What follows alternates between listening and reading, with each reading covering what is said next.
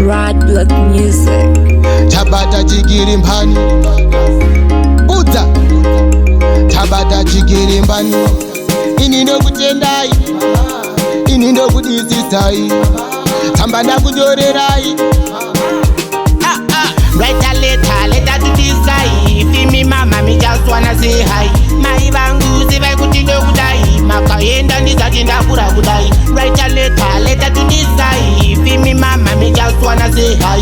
Mai vangu siva kutindo kudai. Makaenda ndizatinda kura kudai. I remember nadiba address Tamba iyo kune vangu mistress Life mangu my very express Me love for you mama is endless Father God, tabuza yangu tamba Kuna mama mutitino fara Pana sisi vave nevana Plazi inindave mutuma Write a letter to this guy. Feel me mama, me just wanna say hi. Mai vangu siva kutindo kudai. Makaenda ndizatinda kura kudai. Write a letter to this guy. Feel me mama, me just wanna say hi.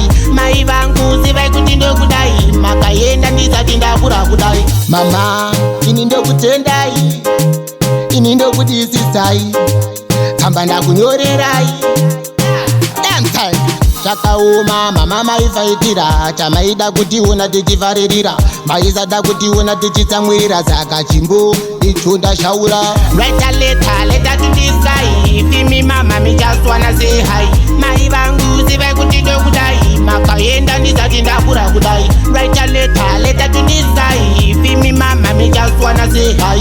Mai vangu siva kutindo kudai. Makaenda ndizatinda kura kudai. I remember nadiba address Tamba iyo kune vangu mistress Life mangu my very express Me love for you mama is endless Father God, tabuza yangu tamba Kuna mama mutitino fara Pana sisi vave nevana Plazi inindave mutuma Write a letter to this guy.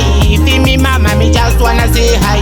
Mai vangu siva kutindo kudai. Makaenda ndizatinda kura kudai. Write a letter to this guy. Feel me mama, me just wanna say hi. Mai vangu siva kutindo kudai. Makaenda ndizatinda kura kudai. Siva kutindo kudai Nizatinda kura kudai A letter to this guy Me just wanna say hi Mama Ini ndokudisisai Ini ndokutendai